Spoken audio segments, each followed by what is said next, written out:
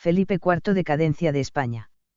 Hay quien dice que la firma de la paz de los Pirineos, en la isla de los Faisanes, en el río Bidasoa, en 1659, que ponía fin a 24 años de guerra entre España y Francia, marcaba el definitivo declive de la primera frente a la segunda.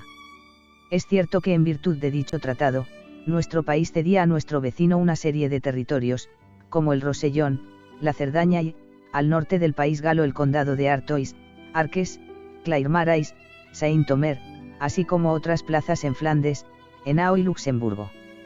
Luis XIV parecía salir victorioso frente a nuestro rey Felipe IV. Aún hay quien, alimentando la leyenda negra antiespañola, retrotrae ese inicio de nuestra decadencia, a la derrota de la Gran Armada, frente a Inglaterra, en 1588, olvidando, eso sí, la debacle de la contraarmada inglesa un año después frente a las costas españolas. Pero tales afirmaciones no se sostienen, si nos atenemos a la realidad de los hechos, que demuestran, tozudos, que Francia no podía equipararse a un imperio español al que aún le quedaba mucho que decir. La realidad es que Francia carecía de imperio.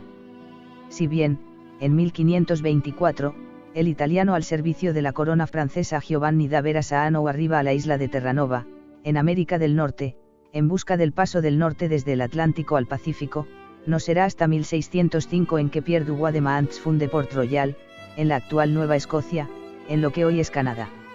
En 1608, Samuel de Champlain funda Quebec, y en fecha tan tardía como 1699, casi en el siglo XVIII, se funda Montreal. Desde luego, en ninguno de esos nuevos territorios existe ninguna universidad francesa, mientras que solo en 1633 Francia se decide a fundar un seminario.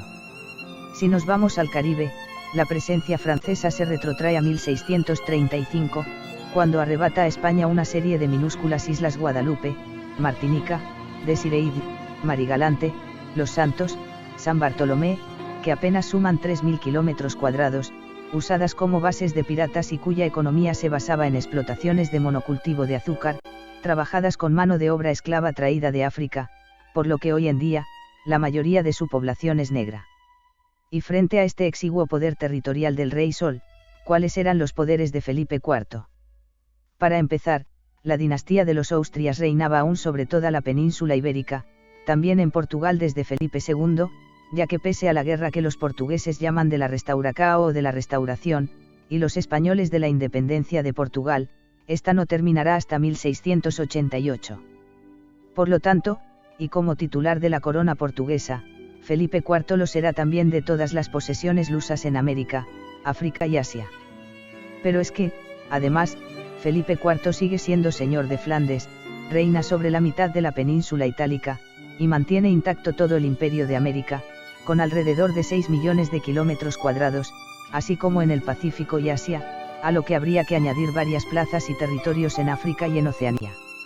En América, para la época se habían fundado no menos de 700 ciudades, entre América y Filipinas había 15 universidades, y España seguía dominando el comercio con China y el resto de Oriente, donde el real de A8, al igual que en el resto del imperio, seguiría siendo la moneda fuerte para todas las transacciones comerciales.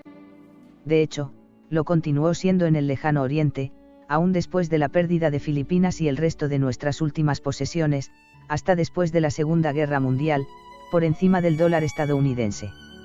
De modo que no, España no estaba acabada, todo lo contrario, y aún tenía mucho que decir en el escenario internacional. Jesús Caraballo.